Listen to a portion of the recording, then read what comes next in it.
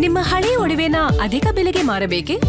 ಅಟಿಕಾಗೆ ಕಾಲ್ ಮಾಡಿ 8880 Attica gold company. Hiriyur ಅಖಾಡದಲ್ಲೀಗ ದೋಸ್ತಿಗಳದ್ದೇ ಸದ್ದು. ಪ್ರತಿಷ್ಠೆಯ ಕಣದಲ್ಲಿ ದೋಸ್ತಿಗಳ ರಣಕಲಿ ಯಾರು? ಬಿಜೆಪಿ ಅಭ್ಯರ್ಥಿಗೆ ಓಕೆ ಅಂತಾರ ಕುಮಾರಸ್ವಾಮಿ? ಜೆಡಿಎಸ್ ಅಭ್ಯರ್ಥಿ ನಿಲ್ಲಿಸೋಕೆ ವಿಜೇಂದ್ರ ಓಕೆನಾ? ಇದೊಂದು ತಲೆನೋವು ಇದ್ದೇ ಇರುತ್ತೆ ಸಹಜವಾಗಿ. ಹಿರಿಯೂರು ಕ್ಷೇತ್ರಕ್ಕೆ ಕುಮಾರಸ್ವಾಮಿ ಅವರೇ ಬರ್ತಾರೆ ಬೈ ಎಲೆಕ್ಷನ್ ಅಭ್ಯರ್ಥಿಯಾಗಿ ಅಂತೆಲ್ಲ ಚರ್ಚೆ ಆಗ್ತಾ ಇದೆ. ಗೊತ್ತಿಲ್ಲ ಏನಾಗುತ್ತೆ ಅಂತ ಹೇಳಿ. ಬಟ್ ಈ ಹಿಂದೆ ಬಾಗಲಕೋಟೆ ಮತ್ತು ದಾವಣಗೆರೆ ದಕ್ಷಿಣ ವಿಧಾನಸಭಾ ಕ್ಷೇತ್ರಗಳ ಬೈ ಎಲೆಕ್ಷನ್ ಸಂದರ್ಭದಲ್ಲಿ ಎರಡೂ ಕ್ಷೇತ್ರಗಳಿಗೂ ಕೂಡ ಬಿಜೆಪಿ ಅಭ್ಯರ್ಥಿಗೆ ಓಕೆ ಅಂದಿದ್ರು ಕುಮಾರಸ್ವಾಮಿ ಅವರು. ಬಟ್ ಈ ಕ್ಷೇತ್ರವನ್ನ ಎಷ್ಟರ ಮಟ್ಟಿಗೆ ಬಿಟ್ಕೊಡೋದಕ್ಕೆ ಒಪ್ಕೊಳ್ತಾರೆ ಅನ್ನೋದೊಂದು ಪ್ರಶ್ನೆ ಅಂತೂ ಇದ್ದೇ ಇದೆ. ಹಿರಿಯೂರು ಕ್ಷೇತ್ರ ಅಭ್ಯರ್ಥಿ ಆಯ್ಕೆಗೆ ದೋಸ್ತಿಗಳು ಕಸರತ್ತು ನಡೆಸ್ತಾ ಇದ್ದಾರೆ. ಬಿಜೆಪಿ ರಾಜ್ಯಾಧ್ಯಕ್ಷ ವಿಜೇಂದ್ರ ಜೊತೆ HDK ಚರ್ಚೆಯನ್ನ ಮಾಡ್ತಾ ಇರೋದು. ಖಾಸಗಿ ಹೋಟೆಲ್ನಲ್ಲಿ ಭೇಟಿ ಮಾಡಿ ಸಮಾಲೋಚನೆಯನ್ನ ನಡೆಸ್ತಾ ಇದ್ದಾರೆ. ಗ್ಯಾರಂಟಿ ನ್ಯೂಸ್ ನಲ್ಲಿ ದೋಸ್ತಿಗಳ ಸಭೆಯ ಇನ್ಸೈಡ್ ಸ್ಟೋರಿ ಏನ್ ನಡೀತಾ ಇದೆ? ಹಾಗಾದ್ರೆ ಉಭಯ ನಾಯಕರ ನಡುವೆ ಚರ್ಚೆ. ಹಿರಿಯೂರು ಕ್ಷೇತ್ರಕ್ಕೆ ಬಿಜೆಪಿಯ ಮನಸ್ಸು ಸಿಕ್ಕಾಪಟ್ಟೆ ಇದೆ. ಬಿಜೆಪಿಯಿಂದಾನೇ ಅಭ್ಯರ್ಥಿಯನ್ನ ಹಾಕಬೇಕು ಅನ್ನೋದು ವಿಜೇಂದ್ರ ಅವರ ಆಸೆ. ಅದು ಅವ್ರ ಮಾತಲ್ಲೇ ಗೊತ್ತಾಗ್ತಾ ಇದೆ. ಈ ಹಿಂದೆ ನಮ್ಮ ಅಭ್ಯರ್ಥಿ ಗೆದ್ದಿದ್ರು ಅಲ್ಲಿ ಅಂತ ಹೇಳ್ತಾ ಇದ್ರು. ಸೊ ಹಾಗಾಗಿ JDSಗೆ ಅವರು ಈ ಕ್ಷೇತ್ರವನ್ನ ಬಿಟ್ಕೊಡೋದಕ್ಕೆ ಎಷ್ಟರ ಮಟ್ಟಿಗೆ ಒಪ್ಕೊಳ್ತಾರೆ ಅನ್ನೋದೊಂದು ಪ್ರಶ್ನೆ. ಇದ್ರ ಜೊತೆಗೆ ಕುಮಾರಸ್ವಾಮಿ ಅವರು ಕೂಡ ಅಥವಾ JDS ಕೂಡ JDS ನಿಂದಾನೇ ಅಭ್ಯರ್ಥಿ ಹಾಕಬೇಕು ಅನ್ನೋದು JDS ನ ವಲಯದಿಂದ ಕೇಳಿ ಬರ್ತಾ ಇರುವಂತ ಮಾತು. ಸೊ ಹಂಗಾಗಿ ಇದಕ್ಕೆ ಈ ಒಂದು ಕ್ಷೇತ್ರವನ್ನ ಬಿಟ್ಕೊಡೋದಕ್ಕೆ ಅವರು ಒಪ್ಕೊಳ್ತಾರಾ ಅನ್ನೋದು ಒಂದು ಪ್ರಶ್ನೆ ಅಂತೂ ಇದ್ದೇ ಇದೆ. ಸೊ ಹಾಗಾಗಿ ಏನ್ ಚರ್ಚೆ ನಡೀತಾ ಇದೆ ವಿಜೇಂದ್ರ ಅವರು ಮತ್ತು ಕುಮಾರಸ್ವಾಮಿ ಅವರ ನಡುವೆ? ಯಾವ ರೀತಿಯಾದಂತ ಚರ್ಚೆ ಆಗ್ತಾ ಇರಬಹುದು? ಯಾರು ಬಿಟ್ಕೊಡೋದಕ್ಕೆ ಒಪ್ಕೊಳ್ತಾ ಇದ್ದಾರೆ, ಯಾರು ಬಿಟ್ಕೊಡೋದಕ್ಕೆ ಒಪ್ಕೊಳ್ತಾ ಇಲ್ಲ? Inside story. ಹಿರಿಯೂರು ಅಭ್ಯರ್ಥಿ ಆಯ್ಕೆಗೆ ಸಮನ್ವಯ ಸಮಿತಿ ರಚನೆಗೆ ವಿಜೇಂದ್ರ ಕುಮಾರಸ್ವಾಮಿ ನಿರ್ಧಾರ ತೆಗೆದುಕೊಂಡು ಬಿಟ್ರ? ಹಾಗಾದ್ರೆ ಸಭೆಯಲ್ಲಿ ಸಮಿತಿ ರಚನೆ ಕುರಿತು ಇಬ್ಬರು ನಾಯಕರು ಚರ್ಚೆಯನ್ನ ಮಾಡ್ತಾ ಇದ್ದಾರೆ. ಸಮಿತಿಯಲ್ಲಿ ಯಾರೆಲ್ಲ ಇರಬೇಕು, ಹೇಗೆ ಆಯ್ಕೆ ಆಗಬೇಕು? 2028ರ ಎಲೆಕ್ಷನ್ ಹಿನ್ನೆಲೆಯಲ್ಲಿ ದೋಸ್ತಿ ನಾಯಕರು ಆಕ್ಟಿವ್ ಆಗಿದ್ದಾರೆ. ಇಷ್ಟು ದಿನ ಇದ್ದ ಗೊಂದಲಕ್ಕೆ ತೆರೆ ಎಳೆದಿದ್ದಾರೆ ವಿಜೇಂದ್ರ ಮತ್ತು HD ಕುಮಾರಸ್ವಾಮಿ ಅವರು. ಕುಮಾರಸ್ವಾಮಿ ಆಕ್ಟಿವ್ ಆಗಿರೋದ್ರಿಂದ ಬಿಜೆಪಿ ನಾಯಕರು ಕೂಡ ಆಕ್ಟಿವ್ ಆಗಿದ್ದಾರೆ. ಆರಂಭದಲ್ಲಿ JDS ಜೊತೆ ಹೊಂದಾಣಿಕೆಗೆ ನಾಯಕರು ಹಿಂದೇಟನ್ನ ಹಾಕ್ತಾ ಇದ್ರು.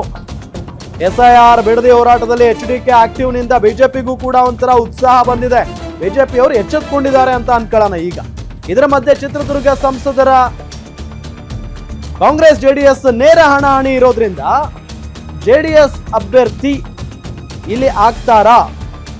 ನೋಡಿ, ಹಿರಿಯೂರು ಅಭ್ಯರ್ಥಿಗೆ ಆಯ್ಕೆಗೆ ಸಮನ್ವಯ ಸಮಿತಿ ರಚನೆಯಾಗುತ್ತಾ? ಸಮನ್ವಯ ಸಮಿತಿ ರಚನೆ ಆದ್ರೆ ಅದರಲ್ಲಿ ಯಾವೆಲ್ಲ ನಾಯಕರುಗಳಿರ್ತಾರೆ? ಕುತೂಹಲ ಅಂತೂ ಇದ್ದೇ ಇದೆ. ಸಮಿತಿಯಲ್ಲಿ ಯಾರೆಲ್ಲ ಇರ್ತಾರೆ ಅನ್ನೋ ಪ್ರಶ್ನೆಗೆ ಈಗಾಗಲೇ ಬಿಜೆಪಿಯಿಂದ ವಿಜೇಂದ್ರ ಅವರು ಆಗ್ಲೇ ಮಾತನಾಡಬೇಕಾದಂತಹ ಸಂದರ್ಭದಲ್ಲಿ ಉತ್ತರ ಕೊಟ್ಟಿದ್ದಾರೆ. ನಾನು, ಅಶೋಕ್ ಅವರು ಇರ್ತಾರೆ, ಜೊತೆಗೆ ಪ್ರಹ್ಲಾದ್ ಜೋಶಿ ಅವರು ಇರ್ತಾರೆ, 3 ಜನ ಇರ್ತೀವಿ ಅನ್ನೋ ತರ ಮಾತಾಡಿದ್ರು. ಜೊತೆಗೆ JDS ನಿಂದ ಕುಮಾರಸ್ವಾಮಿ ಅವರು ಮತ್ತು ಇನ್ನು ಪ್ರಮುಖ ನಾಯಕರು ಯಾರು ಇರ್ತಾರೆ ಅವರೇ ಡಿಸೈಡ್ ಮಾಡ್ಲಿ ಅನ್ನೋ ತರನು ಕೂಡ ಮಾತನಾಡಿದ್ರು. ಸೊ ಆ ವಿಚಾರಕ್ಕೆ ಸಂಬಂಧಪಟ್ಟಂತೆ ಇಲ್ಲಿ ಚರ್ಚೆ ಆಗೇ ಆಗಿರುತ್ತೆ. ಜೊತೆಗೆ 2028ರ ಎಲೆಕ್ಷನ್ ಈಗ ಟಾರ್ಗೆಟ್. ಸೊ ಹಾಗಾಗಿ ದೋಸ್ತಿ ನಾಯಕರು ಆಕ್ಟಿವ್ ಆಗಿದ್ದಾರೆ. ಜೊತೆಗೆ ಇಷ್ಟು ದಿನಗಳ ಕಾಲ ದೋಸ್ತಿಯಲ್ಲಿ ಏನೋ ಮಿಸ್ ಹೊಡಿತಾ ಇದೆ, ಅಸಮಾಧಾನ ಇದೆ, ಹೊಂದ್ಕೊಳ್ತಾ ಇಲ್ಲ ಅಂತೆಲ್ಲ ಚರ್ಚೆ ಆಗ್ತಾ ಇತ್ತು. ಅದಕ್ಕೆಲ್ಲ ಈಗ ತೆರೆ ಎಳೆಯುವಂತ ಕೆಲಸವನ್ನ ಈ ಭೇಟಿ ಮುಖೇನ ಮಾಡಿದ್ದಾರೆ ಉಭಯ ನಾಯಕರು.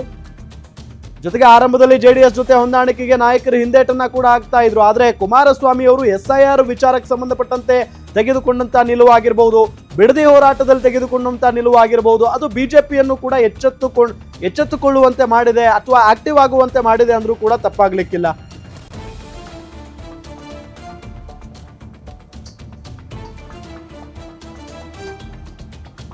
ಇದೇ ವಿಚಾರಕ್ಕೆ ಸಂಬಂಧಪಟ್ಟಂತೆ ಡೀಟೇಲ್ಸ್ ಕೊಡ್ತಾರೆ ನಮ್ಮ ಪೊಲಿಟಿಕಲ್ ರಿಪೋರ್ಟರ್ ದುರ್ಗೇಶ್ ನಾಯಕ್. ವಿಧಾನಸೌಧದಿಂದಾನೇ ನೇರ ಸಂಪರ್ಕದಲ್ಲಿ ಜಾಯ್ನ್ ಆಗಿದ್ದಾರೆ. ದುರ್ಗೇಶ್ ನಾಯಕ್, ಏನ್ ಚರ್ಚೆ ನಡೀತಾ ಇದೆ ಉಭಯ ನಾಯಕರ ನಡುವೆ ಇಷ್ಟೊತ್ತು?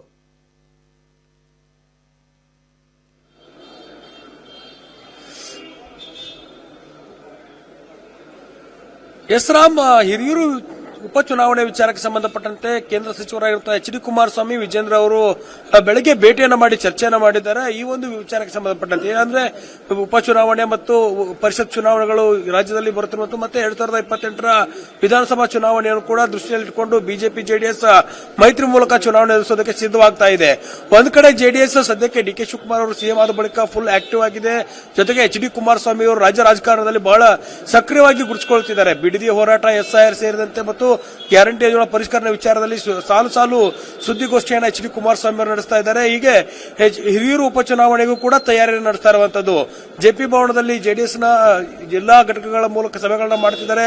ಹಿರಿಯೂರು ಉಪಚುನಾವಣೆ ರಾಜ್ಯದಲ್ಲಿ ಇರುವಂತಹ ಜೆಡಿಎಸ್ ಅನ್ನು ಯಾವ ರೀತಿ ಶಕ್ತಿಗೊಳಿಸಬೇಕು, ಪಕ್ಷ ಸಂಘಟನೆ ಮಾಡಬೇಕು ಅನ್ನೋ ನಿಟ್ಟಿನಲ್ಲಿ ಜಿಲ್ಲಾವಾರು ಸಭೆಗಳನ್ನ ಮಾಡ್ತಿದ್ದಾರೆ. ಇದರಿಂದಾಗಿ ಬಿಜೆಪಿ ನಾಯಕರು ಕೂಡ ಅಲರ್ಟ್ ಆಗಿದ್ದಂತೆ ಕಾಣ್ತಿದೆ. ಇವತ್ತು ಎಚ್ ಡಿ ಕುಮಾರಸ್ವಾಮಿ, ವಿಜೇಂದ್ರ ಅವರು ಕೂಡ ಭೇಟಿಯಾದ ಸಂದರ್ಭದಲ್ಲಿ ಮುಂಬರುವಂತಹ ಚುನಾವಣೆ, ಹಿರಿಯೂರು ಉಪಚುನಾವಣೆ ಮತ್ತು ವಿಧಾನ ಪರಿಷತ್ನ ಚುನಾವಣೆ ಬಗ್ಗೆ 3 ಅಂಶಗಳ ಬಗ್ಗೆ ಚರ್ಚೆ ಆಗಿದೆ. ಜೊತೆಗೆ ಪಕ್ಷ ಸಂಘಟನೆ, ಮೈತ್ರಿಯ ಬಗ್ಗೆ ಒಂದಿಷ್ಟು ಅಸಮಾಧಾನ, ಹೊಂದಾಣಿಕೆ ವಿಚಾರದಲ್ಲಿ ಒಂದಿಷ್ಟು ಗೊಂದಲ ಇತ್ತು. ಇದೆಲ್ಲವನ್ನು ಕೂಡ ಬಗೆಹರಿಸೋಣ ಅನ್ನುವ ನಿಟ್ಟಿನಲ್ಲಿ ಮಾತುಕತೆಯನ್ನು ನಡೆಸಿದ್ದಾರೆ.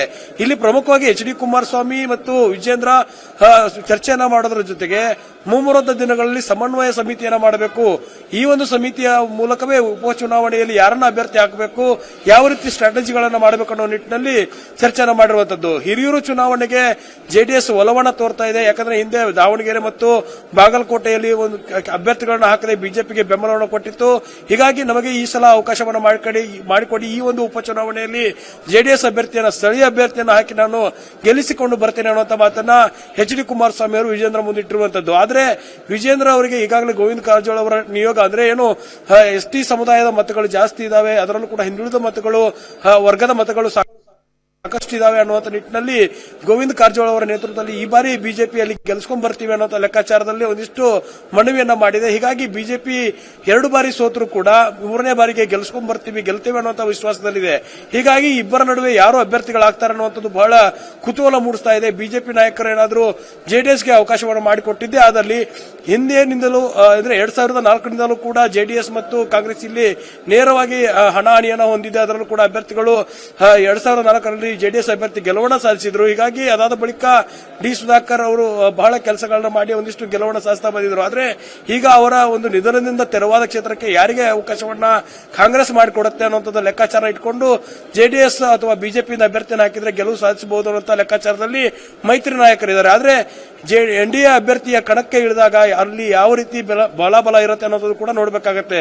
ಹೀಗಾಗಿ ಆ ನಿಟ್ಟಿನಲ್ಲಿ ಸಮನ್ವಯ ಸಮಿತಿಯನ್ನ ಮಾಡಿದ್ರೆ ಆ ಒಂದು ಸಮಿತಿಯಲ್ಲಿ ಯಾರೆಲ್ಲ ಇರ್ತಾರೆ ಅನ್ನೋ ಬಗ್ಗೆ ಕೂಡ ಚರ್ಚೆಯನ್ನು ಮಾಡಿದ್ದಾರೆ. ಪ್ರಮುಖವಾಗಿ ವಿಜೇಂದ್ರ, ಆರ್ ಅಶೋಕ್, ಪ್ರಹ್ಲಾದ್ ಜೋಶಿ ಸೇರಿದಂತೆ ಪ್ರಮುಖ ನಾಯಕರು ಬಿಜೆಪಿಯಿಂದ ಇದ್ರೆ, ಜೆಡಿಎಸ್ನಿಂದ ಕೋರ್ ಕಮಿಟಿ ಅಧ್ಯಕ್ಷರಾದಂತಹ ಕೃಷ್ಣಾರೆಡ್ಡಿ, ಜೆಡಿಎಸ್ ನಾಯಕ ಸುರೇಶ್ ಬಾಬು, ನಿಖಿಲ್ ಕುಮಾರಸ್ವಾಮಿ ಹಾಗೂ ಕುಮಾರಸ್ವಾಮಿ ಅವರು ಈ ಒಂದು ಸಮನ್ವಯ ಸಮಿತಿಯಲ್ಲಿ ಇರ್ತಾರೆ. ಹೀಗಾಗಿ ಇಬ್ಬರು ಕೂಡ ಒಗ್ಗಟ್ಟಾಗಿ ಹೋರಾಟವನ್ನು ಮಾಡುವ ಮೂಲಕ, ಒಂದು ಪಕ್ಷ ಸಂಘಟನೆ ಮಾಡುವ ಮೂಲಕ ಅಥವಾ ಕಾಂಗ್ರೆಸ್ ಸರ್ಕಾರದ ದುರಾಡಳಿತ ವೈಫಲ್ಯಗಳನ್ನ ಎತ್ತಿಡುವ ಮೂಲಕ ಹಿರಿಯೂರು ಉಪಚುನಾವಣೆಯನ್ನು ಗೆದ್ದಿದ್ದೇ ಆದರೆ ಮುಂಬರುವಂತಹ ವಿಧಾನಸಭಾ ಚುನಾವಣೆಗೂ ಕೂಡ ಒಂದಿಷ್ಟು ದಿಕ್ಸೂಚಿ ಆಗುತ್ತೆ ಅನ್ನೋದ ಲೆಕ್ಕಾಚಾರದಲ್ಲಿ ಈ ಒಂದು ಸಭೆಯನ್ನ ಮಾಡಿರುವಂತದ್ದು. ರಾಮ್, ಥ್ಯಾಂಕ್ ಯು ತಮ್ಮೆಲ್ಲ ಮಾಹಿತಿಗಾಗಿ.